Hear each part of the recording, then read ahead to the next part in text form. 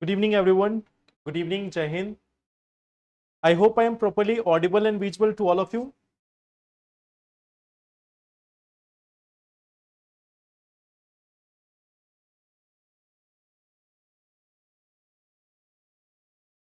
Good evening. So I guess I am properly audible and visible to all of you. Yes. Okay. Okay. So thank you first for confirming this and welcome to Khan Global Studies. So today is a very important news, and that is about Indian astronaut Shubhanshu Shukla going to the space. Okay. So that is one of the very important topic which we are going to talk in today's session. Okay. So that is one part. In the previous session also, we have discussed some of the important topics, like we have talked about this carbon capture. We have talked about this carbon capture using the stones also. We have discussed about like this new CAR T cell therapy also, that what new innovation has been there with respect to CAR T cell therapy. And then we have discussed about other topics as well, like safe drinking water access. Okay. So these were the topics which we have discussed in the previous session. Now, in today's session, the topic which we are going to talk about, the first topic is of course about the space mission. Okay. So we have this one thing, like after 41 years, one Indian is again going to this space. And this is not like the end result. This is the beginning of something much more larger. This is the beginning of India's space mission. This is the beginning of the Gaganyaan mission of India. So it is just a training phase, like the first part of our Gaganyaan mission or human manned mission to space. So that is first part, that first topic which we are going to discuss. The second topic which we are going to discuss is about chemotherapy and Indian drugs, Indian medicines. That when we are talking about chemotherapy, what is this chemotherapy? And there is a news article which is very much concerning with respect to India's medicine. So we are going to talk about this second topic also. The third topic which we are going to talk about is the NATO. So there was a change in this charter of NATO in last day. There was a major decision. There was a major decision with respect to NATO last day. So we are going to talk about this also, that what has been the decision and how it is going to impact. We are going to talk about NATO as well. The next thing which we are going to talk about is again something emergency. Okay. On 26 June 1975, emergency was declared in India. So why we call that as the dark chapter of Indian democracy? We will try to talk about this. Okay. That on 25th it was declared, on 26th it was there in the newspaper. So it has been 50 years since that emergency. So we are going to talk about this one as well. So these were the topics which we are going to discuss in today's session. Okay. Yes. So I hope everything is fine with all of you. I think everyone is doing well.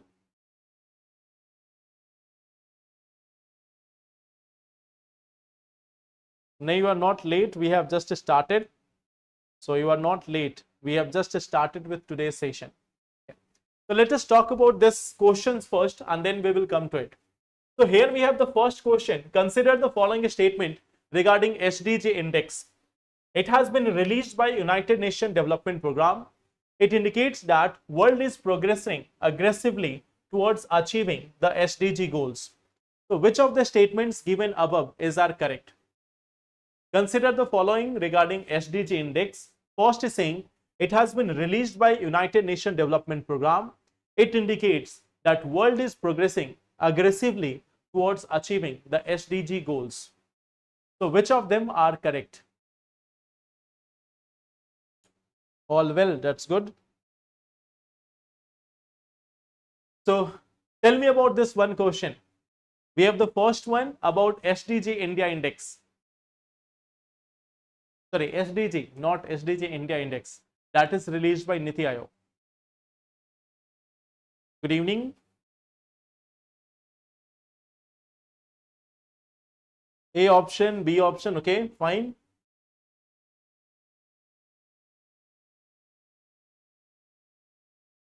Okay, one answer is option B also, option D also, fine. So if we look at this one question, the first one is saying it is released by United Nations Development Program. No, that is incorrect. It is being released by United Nations Sustainable Development Solution Network. Okay. So here we have United Nations Sustainable Development, United Nations Sustainable Development Solution Network. So this is the one organization which is releasing this SDG index. So that's why the first option is incorrect. It indicates that world is progressing aggressively towards achieving the SDG goals. Okay. So here again, if we look at this, last day you may have seen that only 17% of the goals seems to be achieved, whereas remaining most of the goals are not going to be achieved by 2030. So here we are saying that world is making great progress. That will be an incorrect statement. In fact, we see that most of the things have stagnated over the period of time.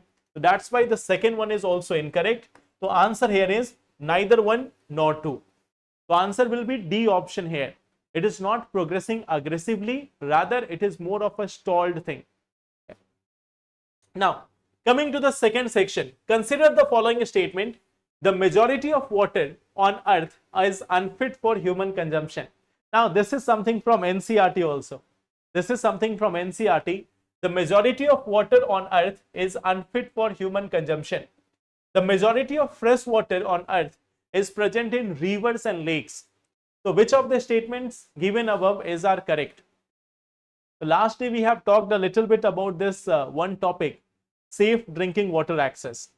So, in that context, we have this one question. So, what will be its answer?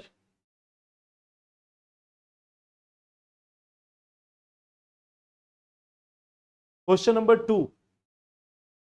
The majority of water on earth is unfit for human consumption. Second is saying the majority of fresh water on earth is present in rivers and lakes.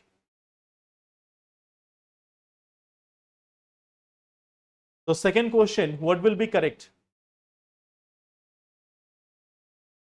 So, if we look at this, first one is correct. You know that around 97.2% of the water that is there in the form of sea water or marine water or saline water. So, that is unfit for human consumption.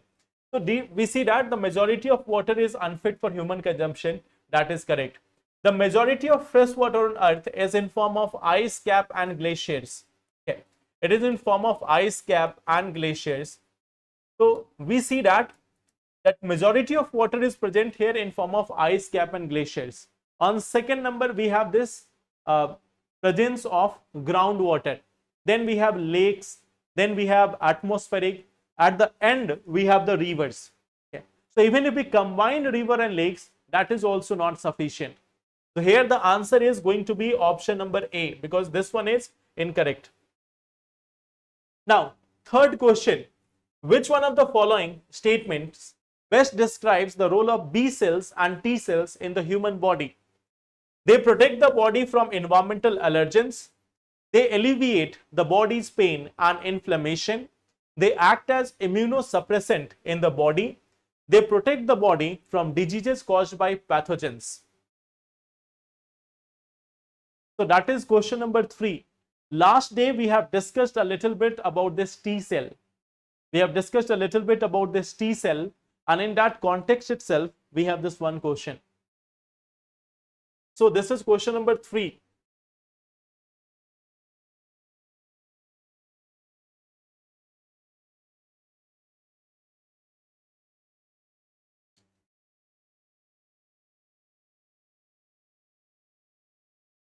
So again, I think most of the people are going for option number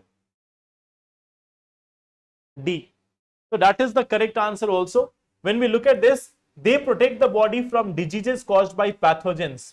So T cells and B cells, they are present inside the body and they are responsible for protecting us from any type of diseases caused by pathogens or otherwise.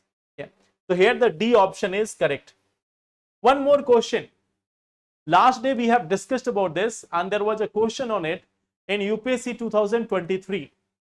So we have spreading finely ground basalt rock on farmlands extensively, increasing the alkalinity of oceans by adding lime, capturing carbon dioxide released by various industries and pumping it into abandoned subterranean mines in form of carbonated water. How many of the above activities are often considered and discussed for carbon capture and sequestration? Consider the following. First is saying spreading finely ground basalt rocks on farmlands extensively, increasing the alkalinity of oceans by adding lime. And third is saying capturing carbon dioxide released by various industries and pumping it into abandoned subterranean mines in the form of carbonated water.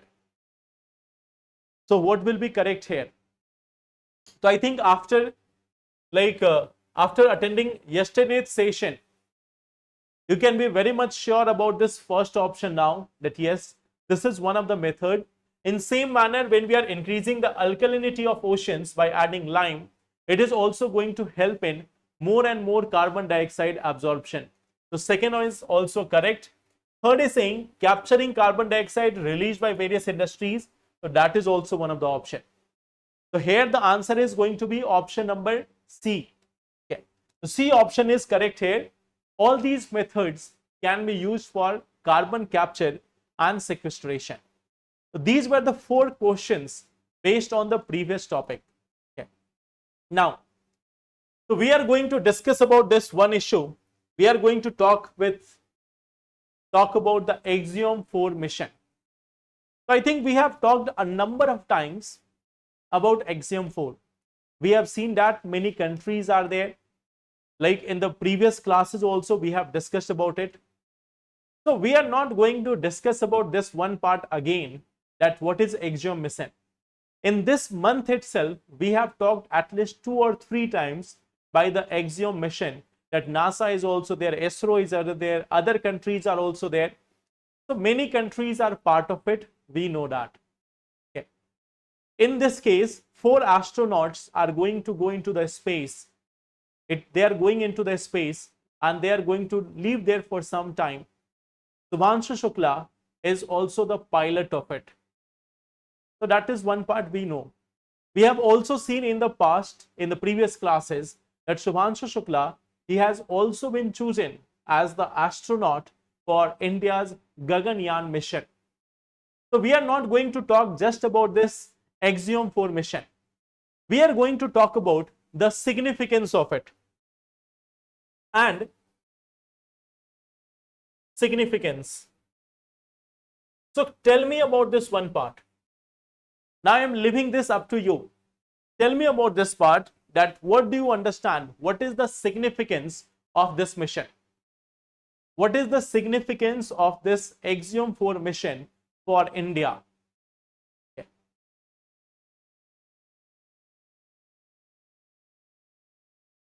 What is the significance? Like today, I think by 4:30 it has to be docked there. So I have not seen whether it has been actually done or not. But today at 4:30 p.m. it was supposed to be docked there. So tell me about this one part, like what is the significance? Why this is important?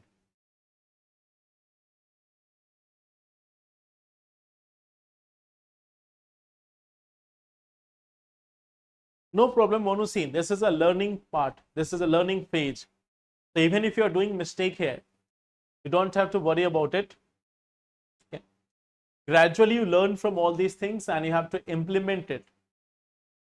Okay, important for upcoming Gaganyaan mission, help in research and development, fine. Anything else? Experience for Gaganyaan, okay? Okay.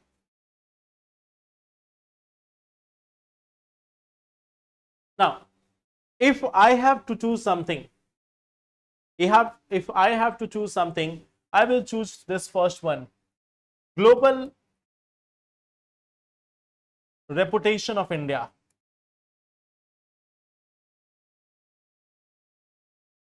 The first thing is global reputation of India. So I will start with this one, that it is all about that reputation which we are building now in the field of space sector also. With our Mangalyaan, with our Chandrayaan, we have built that reputation. We are building it further.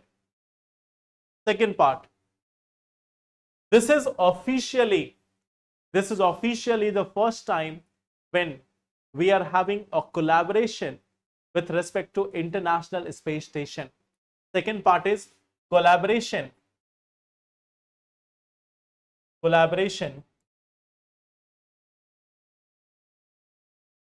with respect to International Space Station.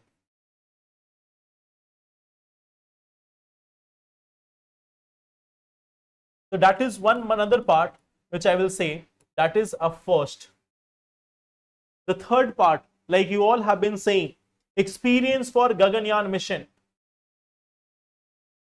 Experience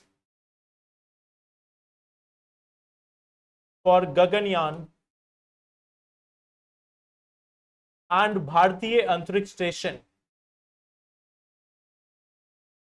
And Bharatiya Antariksh Station. So there is going to be experience for the Gaganyaan and Bharatiya Antariksh Station. The next part, it is going to create awareness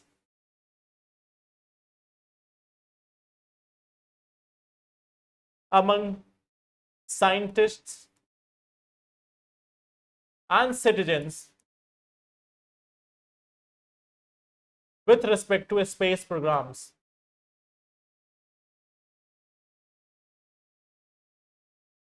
And further, when there will be more and more awareness with respect to a space program, what we also see that it is also going to promote private sector participation,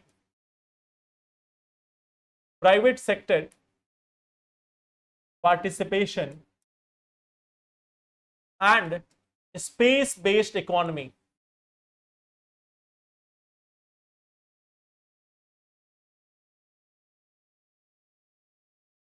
So there is going to be multiple benefit for this. First, if we talk about this, the global reputation. The second part which we can see, this is the first time when we are going to have a collaboration on International Space Station. There is of course going to be experience for our Gaganyaan mission. Then at the same time, what we also see that there is going to be more and more awareness among the scientists, among the general public with respect to space sector. And when all these things are happening, it is going to boost our space economy and private sector participation. So you will find that one thing is linked to another. One of them is linked to another.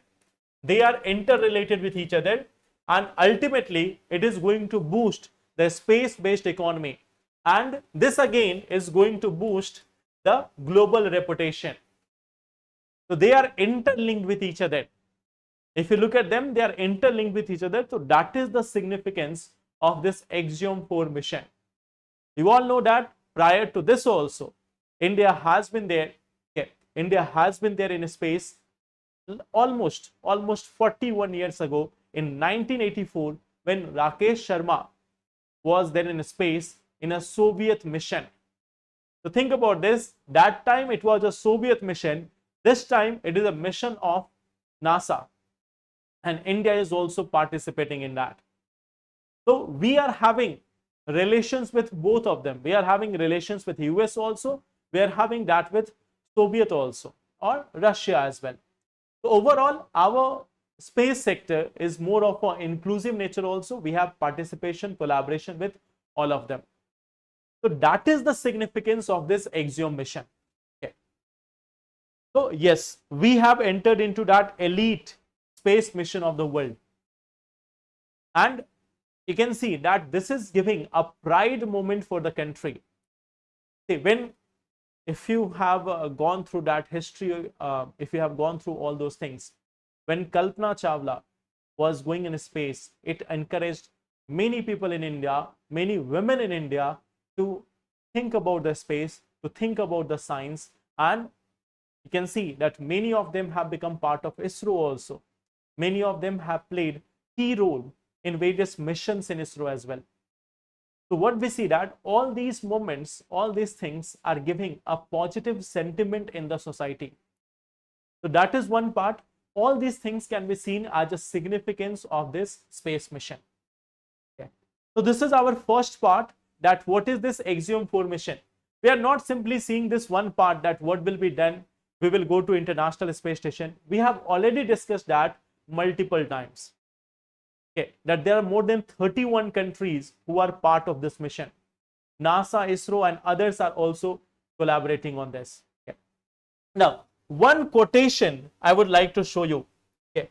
One quotation which I would like to show you.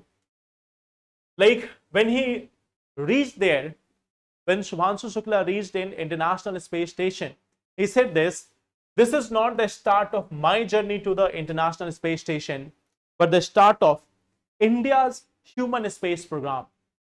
Okay. So that is one quotation which says it all, that it is not one person's journey to the International Space Station, it is the beginning of India's human space program.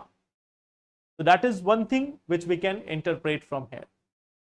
Sunita Williams was also there. Of course, Saina, Sunita Williams was also there. I am saying for the first time when Kalpana Chawla went there, so she encouraged many people. Then of course Sunita Williams also, Dr. APJ Abdul Kalam also, Vikram Sarabhai also. So all of them have encouraged many such people to go into the space. Okay. Our Mangalyaan was again a boost for many of the people to think about a space, to think beyond our Earth and Moon. So that is one first article about Axiom 4 mission. Now, so on one hand, we have this very positive news. On one hand, we have this very positive news about the Axiom 4 mission. But on the other hand, look at this news article. We have this one news article, chemotherapy drugs made by Indian companies fail quality tests. Yeah. So that is one negative news for us. That is one challenge for us, that chemotherapy drugs which has been manufactured by Indian companies, many of them have failed quality test. So this is going to have a very wide significance on the Indian industry, Indian drug industry. Plus at the same time, even if we forget about the economy, there is a very important part. Medicines are not commodities. Medicines are not simply for trade. Medicines are important for the life of the people. So in this case, there should be no compromise at all. Okay. So what we are going to see first we are going to talk about this, that what exactly is chemotherapy. What exactly is chemotherapy? So I think all of you may have heard about this. Okay. In cancer treatment, one of the major therapies which is used is chemotherapy. So here what we are doing, we are using anti-cancer drugs, which are also called as cytotoxic drugs. In this case, there is use of anti-cancer or cytotoxic drugs. And what are these drugs doing? What is the utility of them? These drugs are leading to killing of the cancer cells in the body. Okay. They destroy the cancer cells in body.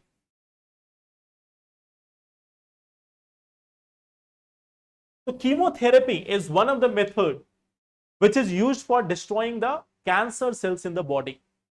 Now it's not that most of the time only this one chemotherapy will be sufficient. Sometimes what we do see that it is used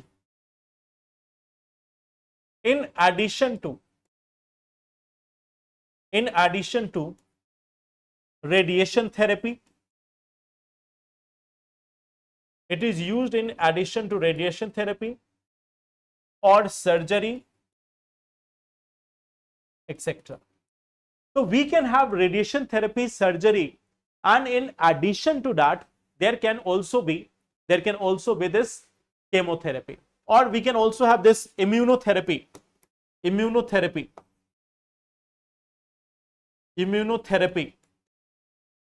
or surgery. So in addition with that, we can have application of this chemotherapy. So now it's not that for everyone there will be same result. In some cases it can cure cancer. In some cases it can cure cancer. In some cases it can control the spread of cancer. And in some cases it can be only relieving symptoms. So if we talk about the effectiveness,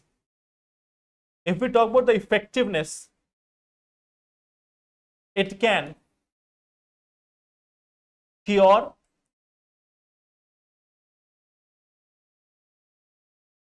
control, or provide relief from symptoms.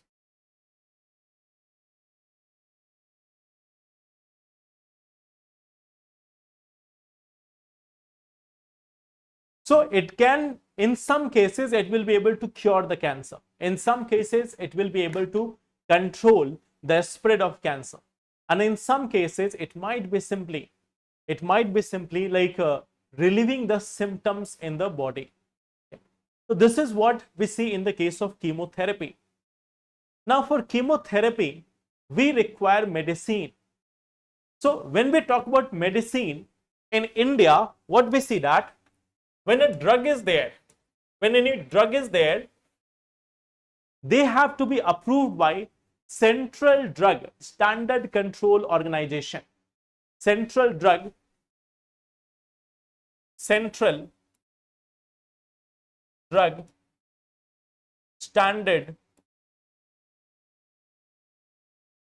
Control Organization.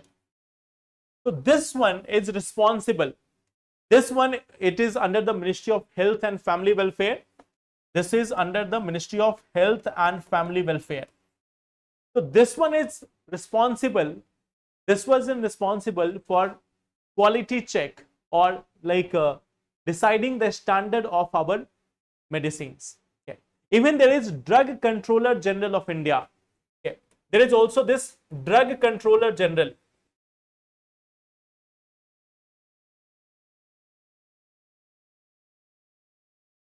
Drug Controller General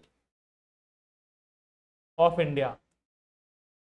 This one is for clinical trials. This one is responsible for clinical trials.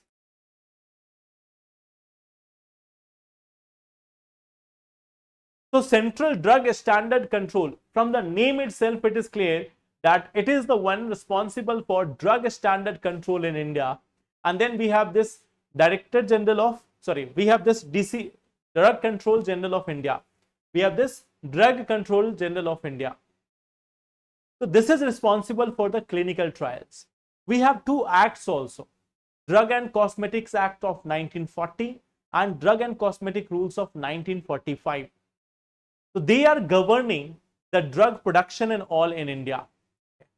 So if you look at the process, let me just show you the process, that how it all goes. Okay. First of all, what we see that there is this preclinical trial. Okay. First of all, there is a preclinical trial which is conducted on animals to assess the toxicity. This is not something which you have to note down. This is for understanding. Okay. Then we have this clinical trial approval. So first the sponsor applies to this CDSCO, Central Drug Standard Control Organization, and they want to start human trials. Then what we see that clinical trials start. Okay. So in different phases, in phase 1 and 2 and 3, there is the clinical trials on humans. Then what we see that, then if the trial is succeeded, then they give it to Drug Controller General of India. They will evaluate it. They are going to evaluate it. And after that, it is going to provide the manufacturing and marketing license. It will also give the manufacturing and marketing license. And there can also be, like after this, there can also be a monitoring of adverse drug reaction. So this is one part which we see that we have organization, Central Drug Standard Control, DCGI, okay, Director General of, Drug Controller General of India, giving the approvals after clinical trials, and then also giving the, this what I can say, order for manufacturing and marketing. So that also comes under this the Drug Controller General of India. So they are having all these methods. But despite this, what we see that the result of Indian drugs, if we talk about Indian drugs report, so there is two different parts. One thing is, some of drugs, if we look at them, they are ineffective.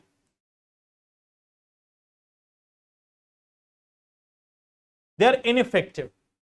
Now the question is, why they are ineffective? Any medicine can be ineffective in some people. So why do we call them as ineffective here? What is the reason? Because they have too little active ingredients. In any medicine, there is an active ingredient which is responsible for acting on any particular type of disease or problem. So what we see that it has got too little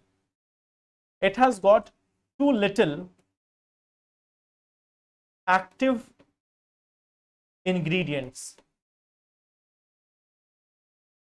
So this is one part.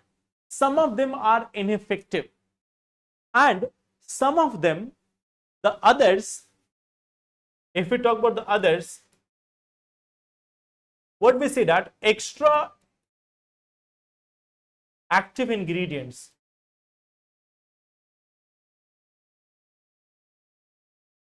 and this is harming other organs. This is harming the other organs of the body. Okay. So some of them are having less, some of them are having extra, and as a result of them, both are harmful to our health. And it is not that India is supplying medicine only in India. Indian companies, they are supplying medicines to United States, United Kingdom, Saudi Arabia, Nepal, Ethiopia, many other developing nations. So it has an implication. It has an implication on many countries of the world. India is in fact one of the largest manufacturer of generic drugs. And we see that this drug has been proved to be highly ineffective. Okay. In fact, Nepal is one of the biggest importer. Okay. Nepal is one of the biggest importer of our drugs. Okay. So this is one part. Okay. That Indian drugs have proved to be ineffective and somewhat harmful also. Now, what is the implication? What is the implication of this? What will be the implication? First part is the trust of patients. Trust, it's more about life threatening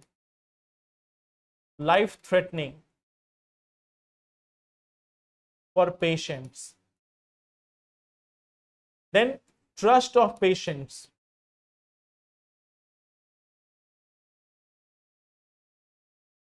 Higher cost of treatment.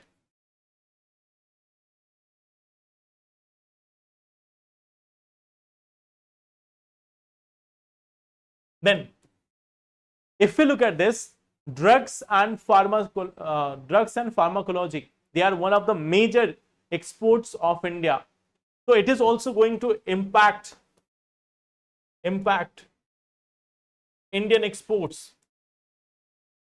It is also going to impact Indian exports. Then global reputation. In 2014-15, when India was promoting Make in India, so at that time we had a slogan that zero effect, zero defect. There was a slogan which was used at that time by the Prime Minister that the products which we are manufacturing, we have to ensure that there is zero effect, zero defect.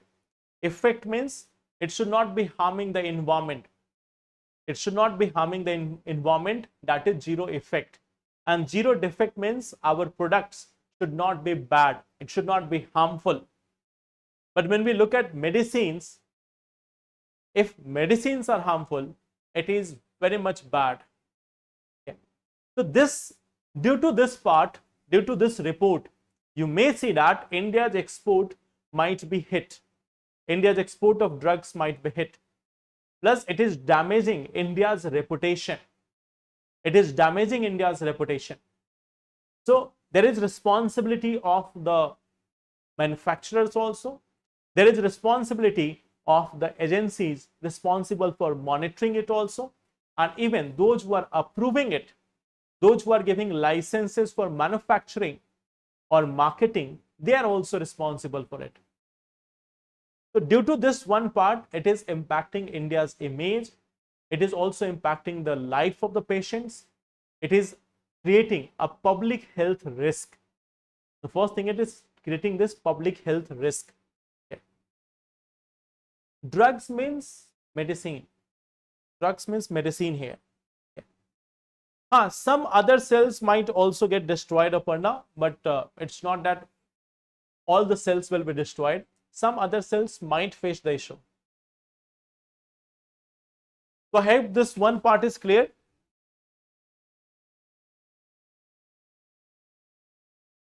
The last day we have discussed this one part. Okay. CAR T cell therapy. So can you tell me, CAR T cell therapy is effective mostly in which type of cancer? The CAR T cell therapy is effective mainly in which type of cancer?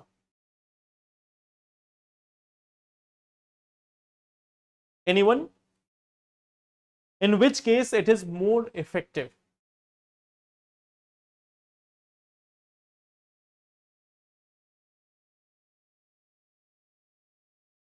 Yes. So if we look at this, yes, correct answer, Pragya and Megha, that is blood cancer. Correct. Yes, Ritu, blood cancer. Yes, everyone is saying the right thing. It is for blood related cancer. Now, this is the second part. Now coming to the third topic, that is NATO. Okay. So for NATO, okay, if India is highly producing drugs, then why in India drugs are very much expensive? The thing is, when people are going to purchase medicines from the shopkeeper, now think about this. Just to give an example, let's say for diabetes, there are two drugs, A and B. A is costing 200 rupees, B is costing 20 rupees. Okay. A person is going to market, a normal person who has no idea, that what is generic, are they effective or not. Okay. You all are preparing for UPSC, so you might have an idea of what is generic, but there are many people who might not have idea of generic. So now he is going to purchase a medicine of diabetes. Diabetes is a life-threatening disease. So now he has two options. One medicine which is coming at 200, another one which is coming at 20 rupees. So tell me, this is a medicine. This is not simply chole bhature, that on one side you have Haldiram and one side you have the Sonu ke chole bhature. So you have option of 20 rupees and 200 rupees. Here it is about medicine. So now if this person is going to a medical shop, the shopkeeper is giving them two options. One, which is of 200 rupees, one which is of 20 rupees. Tell me, what will be the choice?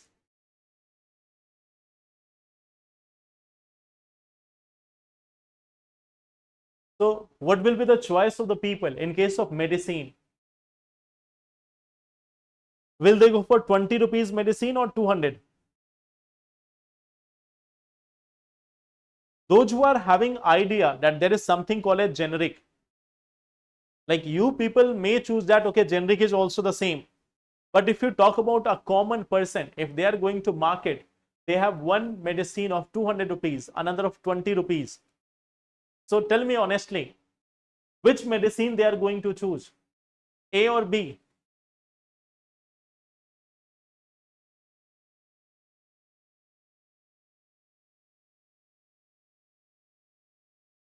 So why the A option? Why they are going to take the A option?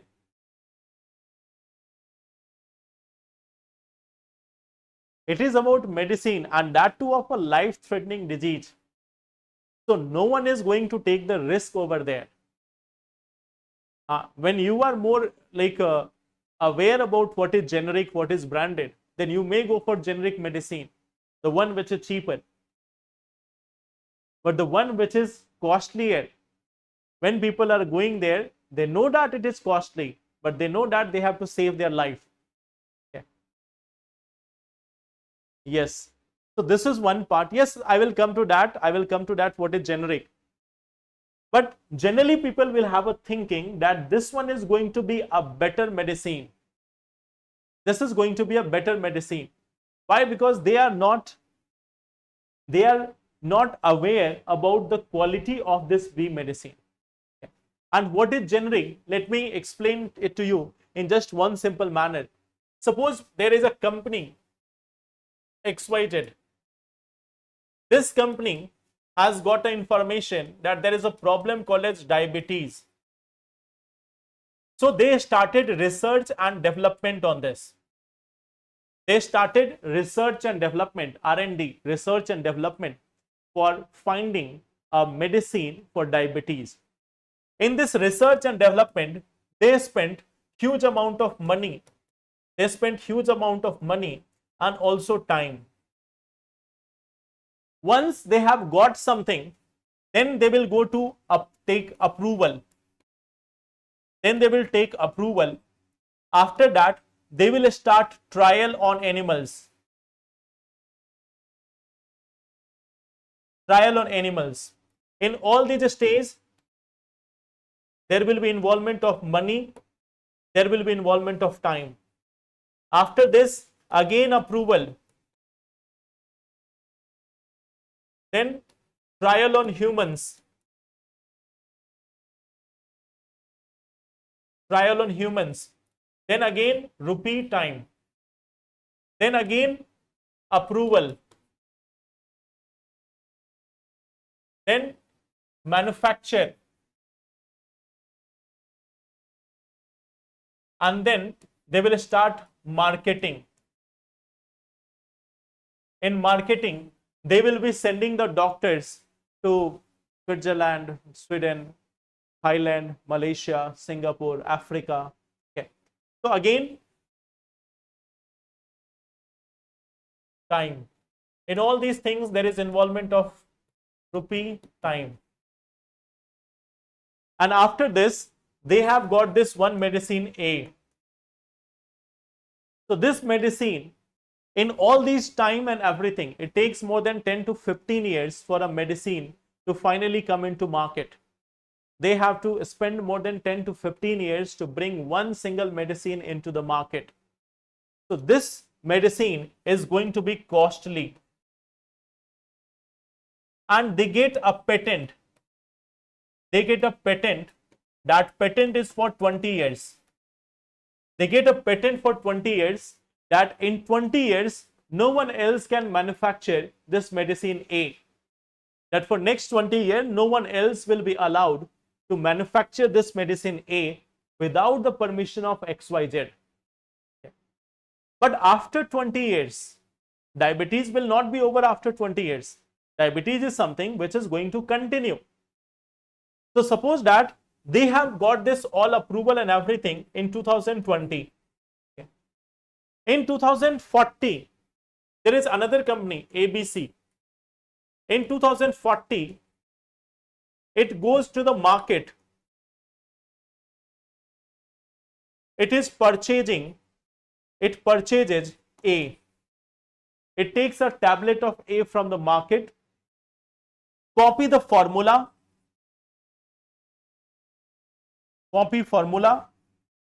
make B,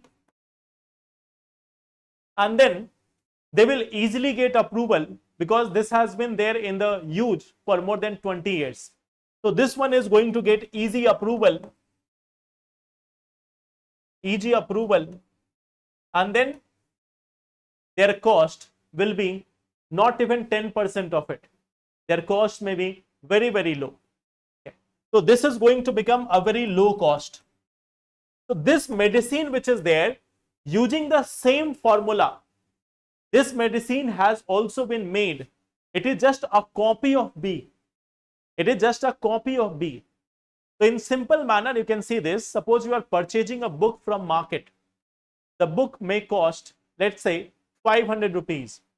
But if you are going to the market and you are getting a photocopy of it, you may get it into just 50 rupees. So that is the difference between this branded drug and generic drug. In both cases, the information is same. Like suppose you have got a book of Pythagoras theorem, or in any book, let's say you have got any such book of Pythagoras theorem or any other book which you want to read, and you have got a photocopy of it. Both are going to have the same information. One is going to be at higher cost, another is going to be just at the cost of photocopy. So that is the difference between a branded drug and a generic drug. Okay. So I hope that part is clear. Your course open nahi ho raha hai. Okay, I will inform that to the team. Okay, I will inform that to team Mona.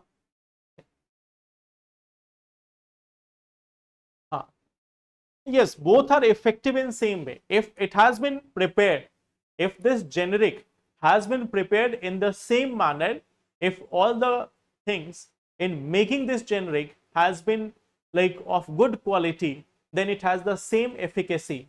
It has the same efficacy as the branded drug. So it is same as the branded drug. Only there is no branding. Okay. So that is branded and generic drug. Now, coming to this one part. Now coming to the third topic, that is NATO. So for NATO, it is being said that it is the elephant, the big elephant with no trunk. Okay. Means it is about like it is elephant, but it has no power. Okay. It has no effectiveness in the world. So if we talk about this North Atlantic Treaty or NATO, if we talk about this is an intergovernmental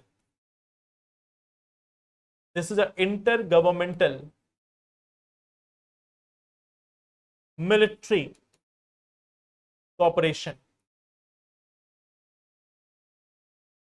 or in fact you can say that it is a military bloc.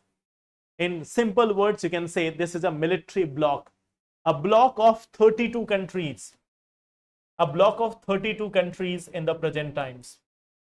Okay. The latest ones which have joined this, okay, one is Finland. Finland had joined it in 2023. Then we have Sweden.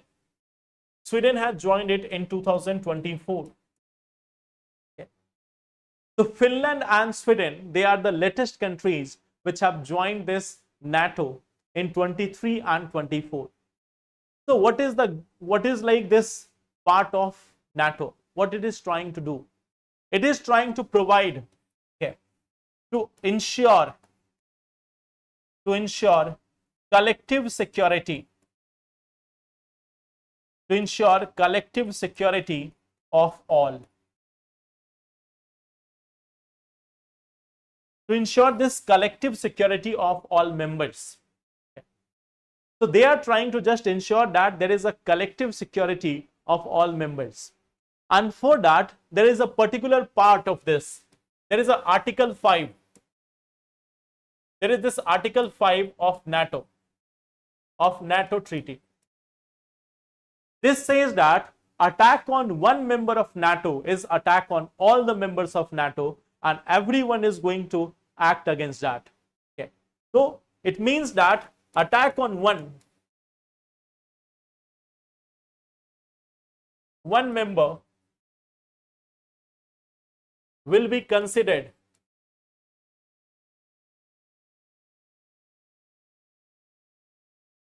attack on all. Okay. So that is one of the part which is called as NATO. Now, if we talk about this NATO, okay, recently there has been the meeting of NATO, and in the recent meeting, what has been decided that all members will use 5% of GDP on defense. Okay. That all members of NATO, they are going to use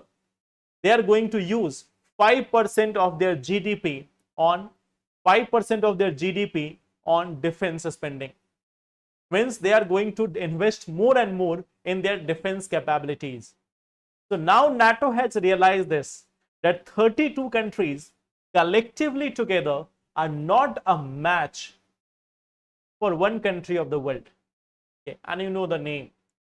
So now they have decided that they are all going to come together. They are going to focus on having 5% of their GDP, 5% of their GDP on defense spending. Okay. So this is one part. A target has also been decided by 2035. By 2035, in the next year, some of them are spending only 2%. So abruptly it cannot be done. So they have been given a timeline of 10 years. That in 10 years, your spending on defense should be a minimum of 5%. Okay. So why? You all know they have one single threat in that region, and that is Russia. Okay. Now there is one more thing. Okay. What we see that while it has been talking about all the defense and everything, there was a question that can we have Ukraine in this NATO? Can we have Ukraine in this NATO? So this inclusion of Ukraine in NATO was blocked. It was blocked by one country. Can you guess which country it might be? There was one country which has blocked entry of Ukraine in NATO. So can you tell me which country might be? Ukraine is not part of it. NATO is North Atlantic Treaty Organization. It is a military bloc of 32 countries of the world. Most of the European countries plus United States. Most of the European countries and United States are member of it. So this is a military bloc. And they are saying that they are one single unit. If there is attack on any single country who is part of NATO, it will be considered that there is attack on all the members of NATO. And then they will come together and they will fight with that country. So suppose that if Russia attacks UK next day, okay, let it not happen. I'm just saying for an example. Okay. Suppose if Russia is attacking United Kingdom. United Kingdom is a part of NATO. So what will happen that attack on UK will mean attack on all the countries of NATO. Means US will also intervene, Sweden will also intervene, Finland will also come, France will also come, other countries will also come. So now, yes, not Turkey. It has been done by United States. Okay. So there was again this one question that what about having Ukraine in it? Okay. So Trump's administration, United States has blocked Ukraine's bid for NATO's membership. That right now you cannot be a member of NATO. So this is the partial support. Like they keep on claiming that they have all the heart towards Ukraine. They want to prevent this like war in Ukraine. So everyone is talking about it, but when it actually comes to this point, that can we have Ukraine in NATO, they have simply denied. Okay. So it is US which has denied the entry to Ukraine in NATO. So this is one part. What is NATO and what is its aim, what it wants to achieve. But then again, it has been non-functional. Russia has attacked and annexed Crimea. Russia has invaded Ukraine. Russia has been supporting Iran. Russia has been supporting various governments, sometimes during Afghan movement also. During this Afghanistan and other things, Russia was in support of the Talibanese group. Russia has been supporting the Syrian government. So single-handedly, it has been controlling all the members of NATO. Okay. So that is one thing which we see in case of this NATO, US, and this diplomacy of them. Okay.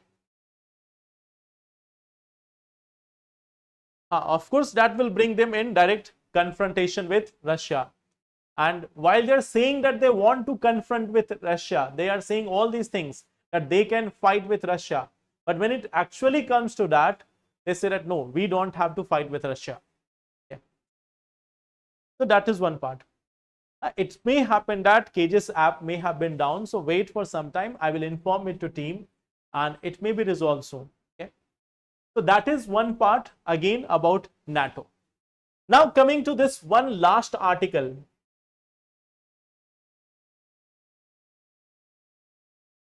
So I'm not taking the news clip from the present day. It is a news clip of Thursday, June 26, 1975. Okay. It is a news clip of June 26, 1975. So on 25th June, emergency was declared in India. A national emergency was declared in India. And that has been regarded as a black chapter in our democracy.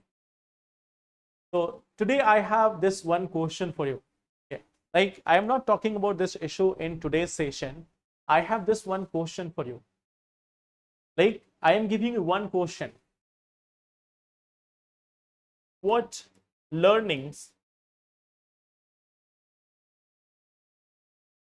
we have got from the national emergency? What learnings we have got from national emergency in India in 1975? So this is one question for you.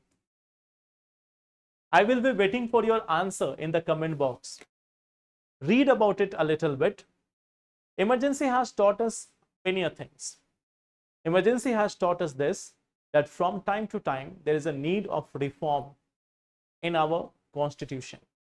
It has given us this idea that in many cases, if one organ of the government is not working, the others need to step up.